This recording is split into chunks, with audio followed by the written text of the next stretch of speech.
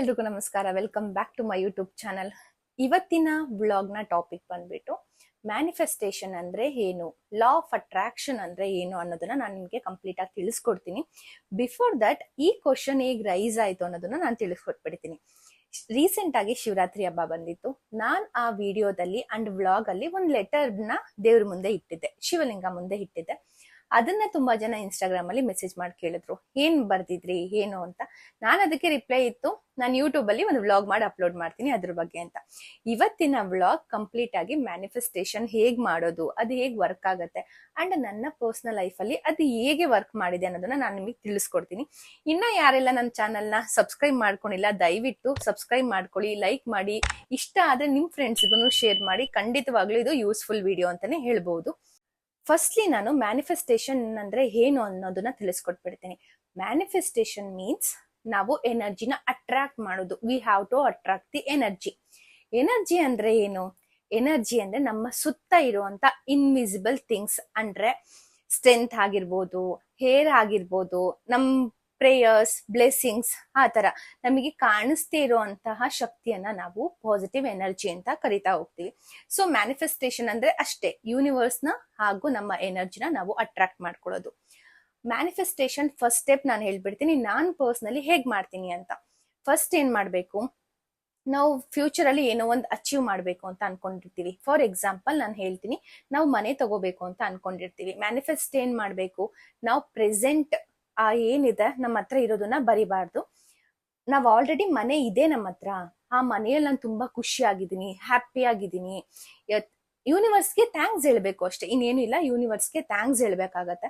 ಪ್ರತಿಯೊಂದು ನಾವು ಮಾಡೋ ಕೆಲ್ಸದಲ್ಲಿ ನಾವು ನಂಬುವಂತ ದೇವ್ರನ್ನ ಆಗಿರ್ಬೋದು, ಹಾಗೆ ಯೂನಿವರ್ಸ್ನ ನಾವು ಥ್ಯಾಂಕ್ಸ್ ಮಾಡ್ತಾ ಹೋಗ್ಬೇಕು. ಏನೆಲ್ಲ ಸಿಕ್ಕಿದೆ, ಇನ್ನ ಸಿಗ್ಬೇಕು ಅಂತ ಏನಿರುತ್ತೆ ಅದನ್ನ ನೀವು ಸಿಕ್ಕಿದೆ ಅನ್ನೋ ತರ ಮ್ಯಾನಿಫೆಸ್ಟ್ ಮಾಡ್ಕೊಂಡು ಹೋಗೋದು ಅದು. ಇನ್ನ secondly law of attraction. And law of attraction ಅಲ್ಲಿ ಏನಿರತ್ತೆ ಅಂತ ಅಂದ್ರೆ, ಫಸ್ಟ್ಲಿ ನಾವು ಆ ಲಾ ಆಫ್ ಅಟ್ರಾಕ್ಷನ್ ಅಲ್ಲಿ ಯಾವಾಗ ಆಗತ್ತೆ, ಹೇಗಾಗತ್ತೆ, ಮತ್ತೆ ಯಾಕೆ ಆಗ್ತಾ ಇಲ್ಲ, ಯಾಕೆ ಡಿಲೇ ಆಗ್ತಿದೆ ಅನ್ನೋ doubts, questions law of attraction ಅಲ್ಲಿ ಇರ್ಕೂಡ್ದು. ಅಂದ್ರೆ ಆಗೋ ಟೈಮಲ್ಲಿ ಆಗತ್ತೆ ಅನ್ನೋ ತರ ಪಾಸಿಟಿವ್ ಆಗಿ ನೀವು ಯೋಚನೆ ಮಾಡ್ಬೇಕಾಗತ್ತೆ. ಜೊತೆಗೆ ಆಲ್ರೆಡಿ ನಿಮ್ಮ ಹತ್ರ ಇದೆ ಅನ್ನೋದೇನೆ ಲಾ ಆಫ್ ಅಟ್ರಾಕ್ಷನ್. ಹಾಗಂದ್ರೆ ನೀವು ಯೂನಿವರ್ಸ್ಗೆ ಆಲ್ವೇಸ್ ಥ್ಯಾಂಕ್ಫುಲ್ ಮಾಡ್ತಿರ್ತೀರಾ, ಥ್ಯಾಂಕ್ಸ್ ಹೇಳ್ತಿರ್ತೀರಾ, ನಮಗೆ ಇದನ್ನ ಕೊಟ್ಟಿದ್ದೀರಾ, ಥ್ಯಾಂಕ್ ಯು ಅಂತ ನೀವು ಕನ್ವೆ ಮಾಡ್ಬೇಕಾದ್ರೆ ಏನಾಗುತ್ತೆ ಅಂದ್ರೆ ಯೂನಿವರ್ಸ್ ನಮ್ಮ ಎನರ್ಜಿಗೆ ಸಪೋರ್ಟ್ ಮಾಡ್ತಾ ಹೋಗುತ್ತೆ ಅನ್ನೋದು ಎಲ್ಲರ ನಂಬಿಕೆ. ಹಾಗೆ ನನಗೂ ಕೂಡ ಅದು ವರ್ಕ್ ಆಗಿದೆ. ಓಕೆನಾ? ಸೊ ಇದು ಮ್ಯಾನಿಫೆಸ್ಟ್ ಹೇಗ್ ಮಾಡೋದು ಅಂಡ್ ಲಾ ಆಫ್ ಅಟ್ರಾಕ್ಷನ್ ಹೇಗೆ ಅಂತ. ಇನ್ ಅನದರ್ ವರ್ಜನ್ ಹೇಗ್ ಮಾಡ್ಬೋದು ಅನ್ನೋದನ್ನ ನಾನು ಇವಾಗ ತಿಳಿಸ್ಕೊಡ್ತೀನಿ ನಿಮ್ಗೆ. ಅಂಡ್ ಜೊತೆಗೆ ನೀವು ಮ್ಯಾನಿಫೆಸ್ಟೇಷನ್ ಹೇಗ್ ಮಾಡ್ತೀರಾ, ಹಾಗೆಯೇ ಲಾ ಆಫ್ ಅಟ್ರಾಕ್ಷನ್ ಹೇಗೆ ಅನ್ನೋದನ್ನ ತಿಳಿಸ್ಕೊಟ್ಟೆ ಅಲ್ವಾ. ಇವಾಗ ವಿಜುವಲೈಸೇಷನ್ ಅಂದ್ರೆ, ವಿಜುವಲೈಸೇಷನ್ ಅಂತ ಹೇಳಿದ್ರೆ ಇಮ್ಯಾಜಿನೇಷನ್ ಹೇಗ್ ಮಾಡ್ಕೋಬೇಕು. ಇವಾಗ ಫಾರ್ ಎಕ್ಸಾಂಪಲ್ ನೀವು ನೈಟ್ ಟೈಮ್ ಮಲಗಿರುವಾಗ ನೀವು ಆಲ್ರೆಡಿ, ನಾನು ಎಕ್ಸಾಂಪಲ್ ಕೊಟ್ಟಿರೋ ಹಾಗೆ ಮನೆ ಕಟ್ಟಬೇಕು ಅಂತ ಅನ್ಕೊಂಡಿದ್ರೆ, ನೀವು ಆಲ್ರೆಡಿ ಒಂದು ಬ್ಯೂಟಿಫುಲ್ ಅಂಡ್ ಲಕ್ಸುರಿ ಹೌಸ್ ಅಲ್ಲಿ ನೀವು ಸ್ಟೇ ಮಾಡಿದಿರಾ, ಆಲ್ರೆಡಿ ಶಿಫ್ಟ್ ಆಗ್ಬಿಟ್ಟಿದ್ದೀರಾ, ಹೊಸ ಮನೆ ಕಟ್ಟಿದಿರಾ, ಹೊಸ ಮನೇಲಿ ಆಲ್ರೆಡಿ ಇದ್ದೀರಾ ಅನ್ನೋದನ್ನ ನೀವು ವಿಜುವಲೈಸೇಷನ್ ಮಾಡ್ಕೋಬೇಕು. ಅಂದ್ರೆ ಇಮ್ಯಾಜಿನ್ ಮಾಡ್ಕೋಬೇಕು ಕಣ್ ಮುಚ್ಕೊಂಡು.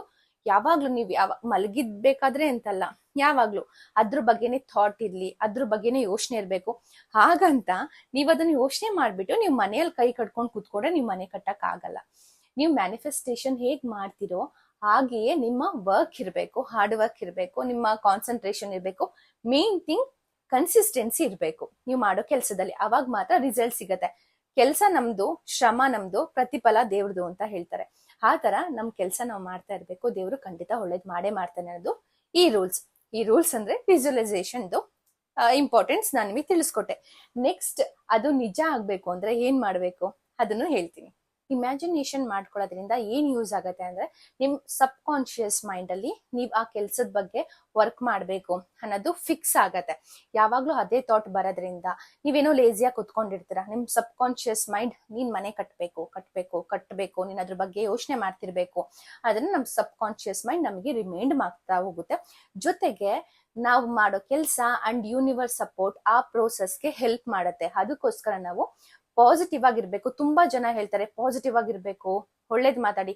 ಹಳೆ ಕಾಲದಲ್ಲಿ ಹೇಳ್ತಾ ಇದ್ರು, ಒಳ್ಳೇದ್ ಮಾತಾಡು, ಕೆಟ್ಟದ್ರ ಬಗ್ಗೆ ಯೋಚನೆ ಮಾಡ್ಬೇಡ. ಅಂಡ್ ಇನ್ನೊಂದು ಹೇಳ್ತೀನಿ, ಅಯ್ಯೋ ನಾನು ಹಿಂಗ್ ಆಗ್ಬಾರ್ದು ಅಂತ ಅನ್ಕೊಂಡಿದ್ದೆ ಬಟ್ ಹೀಗಾಗೋಯ್ತು. That is called reverse manifestation. ನೀವು ಪಾಸಿಟಿವ್ ಆಗಿ ಏನ್ ಮ್ಯಾನಿಫೆಸ್ಟೇಷನ್ ಮಾಡ್ತೀರಾ, ಸ್ವಲ್ಪ ಚೇಂಜಸ್ ಆದ್ರೂ ನೀವು ಹೇಗಿರ್ಬೇಕು ಅಂದ್ರೆ, ನೀವ್ ಏನ್ ಕೆಲಸ ಮಾಡ್ಬೇಕು ಅಂತ ಅನ್ಕೊಂಡಿರ್ತೀರಲ್ವಾ ಅದ್ರ ಬಗ್ಗೆ ಮಾತ್ರ ಪಾಸಿಟಿವ್ ಆಗಿ ಯೋಚನೆ ಮಾಡ್ತಾ ಇರ್ಬೇಕು. ಇವಾಗ ಮನೆ ಕಟ್ಟಬೇಕು ಅಂತ ಅನ್ಕೊಂಡಿರ್ತೀರ ಅಂದ್ರೆ, ನಾನು ಆಲ್ರೆಡಿ ಮನೇಲಿ ಕಟ್ಟಿದೀನಿ, ಮನೇಲಿ ಇದ್ದೀನಿ, ಅದ್ರ ಮೇಲೆ ವರ್ಕ್ ಮಾಡಿ. ಬಟ್ ಡೌಟ್ಸ್ ಬೇಡ, ವರ್ಕ್ ಮಾಡ್ಬೇಕು. ನೀವು ರಿವರ್ಸ್ ಮ್ಯಾನಿಫೆಸ್ಟೇಷನ್ ಯಾವಾಗ ವರ್ಕ್ ಆಗತ್ತೆ ಅಂತ ಅಂದ್ರೆ, ನಾನ್ ನಿಜವಾಗ್ಲೂ ಮನೆ ಕಟ್ಟಕ್ ಆಗತ್ತಾ, ನನಗ್ ಮನೆ ಕಟ್ಟಕ್ ಆಗಲ್ಲ ಅನ್ಸುತ್ತೆ ಅಂತ ಅನ್ಕೋತಾ ಇದ್ರೆ, ನೀವು ಕಟ್ಬೇಕು ಅನ್ಕೊಂಡ್ರು ಅದ್ ಕಟ್ಟಕ್ ಆಗಲ್ಲ. ಸೊ ಹಾಗಾಗಿ think positive and talk positive, ಎರಡೇ ಥಾಟ್ ಇರ್ಬೇಕು. ಒಳ್ಳೇದನ್ನ ಮಾತಾಡ್ಬೇಕು, ಪಾಸಿಟಿವ್ ಆಗಿ ಮಾತಾಡ್ಬೇಕು, ಅಂಡ್ ಪಾಸಿಟಿವ್ ವೇ ಅಲ್ಲಿ ಹೋಗ್ಬೇಕು. ನೆಗೆಟಿವ್ ಆಗಿ ಯೋಚನೆ ಮಾಡ್ಬೇಡಿ, ನೆಗೆಟಿವ್ ಆಗಿ ಯಾರ ಬಗ್ಗೆನೂ ಮಾತಾಡಬೇಡಿ. ಇದು ನನ್ನ ಪರ್ಸನಲ್ ಒಪಿನಿಯನ್. ಅಂಡ್ ಇದು ನಿಮಗೆ ಅರ್ಥ ಆಗಿದೆ ಅಂತ ಅನ್ಕೋತೀನಿ. And these all thing, manifestation ಹೇಗ್ ಮಾಡ್ಬೇಕು, ಹೇಗ್ ಯೋಚನೆ ಮಾಡ್ಬೇಕು, ಅಂಡ್ ವಿಜುವಲೈಸೇಷನ್ ಅಂದ್ರೆ imagination, and law of attraction ಹೇಗ್ ಮಾಡ್ಬೇಕು ಅನ್ನೋದನ್ನ ತಿಳಿಸ್ಕೊಟ್ಟೆ. ಅದು ನಮ್ಮ ಥಾಟ್, ಡೈಲಿ ಹೇಗ್ ಯೋಚನೆ ಮಾಡ್ಬೇಕು ಅಂತ. ಬಟ್ ಅದನ್ನ ರೈಟ್ ಡೌನ್ ಹೇಗ್ ಮಾಡ್ಬೇಕು, ಹೇಗ್ ಬರಿಬೇಕು, ಯಾವ ಟೈಮಲ್ಲಿ ಬರಿಬೇಕಾದ್ರೆ ಏನೆಲ್ಲ ಥಾಟ್ಸ್ ಇಟ್ಕೊಂಡು ಬರಿಬೇಕು, ಅದ್ರ ಬಗ್ಗೆ ನಾನು ಡೀಟೇಲ್ಸ್ ಆಗಿ ನೆಕ್ಸ್ಟ್ ವ್ಲಾಗ್ ಅಲ್ಲಿ ತಿಳಿಸ್ಕೊಡ್ತೀನಿ. ಐ ಮೀನ್ ಪಾರ್ಟ್ 2 ಅಲ್ಲಿ. ಜೊತೆಗೆ ನೀವು ವಿಜುವಲೈಸೇಷನ್ ಬೋರ್ಡ್ ಕೂಡ ರೆಡಿ ಮಾಡ್ಕೋಬಹುದು. ಆ ಬೋರ್ಡ್ ಕೂಡ ಹೇಗ್ ಮಾಡ್ಕೋಬಹುದು ಅನ್ನೋದನ್ನ ನಾನು ನಿಮಗೆ ನೆಕ್ಸ್ಟ್ ವ್ಲಾಗ್ ಅಲ್ಲಿ ತಿಳಿಸ್ಕೊಡ್ತೀನಿ. ವ್ಲಾಗ್ ಲೆಂತಿ ಆದ್ರೆ ಯಾರಿಗೂ ನೋಡಕ್ ಇಷ್ಟ ಆಗಲ್ಲ. ಹಾಗಾಗಿ ಪಾರ್ಟ್ 1 ನೋಡಿರೋರು ಸಬ್ಸ್ಕ್ರೈಬ್ ಮಾಡ್ಕೊಳ್ದೆ ನೋಡಿದ್ರೆ ಸಬ್ಸ್ಕ್ರೈಬ್ ಮಾಡ್ಕೊಳ್ಳಿ, ಸೊ ದಟ್ ನಿಮ್ಗೆ ಪಾರ್ಟ್ 2 ಪಾರ್ಟ್ 3 ವಿಡಿಯೋ, ಪಾರ್ಟ್ 3 ಬರೋ ಡೌಟು, ಬಟ್ ಪಾರ್ಟ್ 2 ಬಂದ್ರೆ ನಿಮಗೆ ನೋಡಕ್ ಈಸಿ ಆಗತ್ತೆ. ಬಿಕಾಸ್ ನಾನು ಕಂಪ್ಲೀಟ್ ಡೀಟೇಲ್ ಆಗಿ ಮ್ಯಾನಿಫೆಸ್ಟೇಷನ್ ಬಗ್ಗೆ ತಿಳಿಸ್ಕೊಡ್ಬೇಕು ಅಂತ ಅನ್ಕೊಂಡಿದ್ದೀನಿ. ಬಿಕಾಸ್ ನನ್ನ ಪರ್ಸನಲ್ ಲೈಫಲ್ಲಿ ಮ್ಯಾನಿಫೆಸ್ಟೇಷನ್ ತುಂಬಾ ಚೆನ್ನಾಗಿ ವರ್ಕ್ ಆಗಿರೋದ್ರಿಂದ ಎಲ್ಲರಿಗೂ ಹೆಲ್ಪ್ ಆಗ್ಲಿ ಅನ್ನೋ ಕಾರಣಕ್ಕೋಸ್ಕರ ನಾನು ಈ ವ್ಲಾಗ್ ನ ಸ್ಟಾರ್ಟ್ ಮಾಡಿದೀನಿ. ಸೊ ಹಾಗಾಗಿ ಪಾರ್ಟ್ 2 ಪಾರ್ಟ್ 3 ಟ್ರೈ ಮಾಡ್ತೀನಿ ಇನ್ ಡೀಟೇಲ್ ಆಗಿ ಹೇಳ್ಕೊಡಕ್ಕೆ. ಯಾರಿಗಾದ್ರೂ ಡೌಟ್ಸ್ ಇದ್ರೆ ನಾನು ಪಾರ್ಟ್ 3 ಬೇಕಾದ್ರೆ ಕ್ಯಾರಿ ಮಾಡ್ತೀನಿ.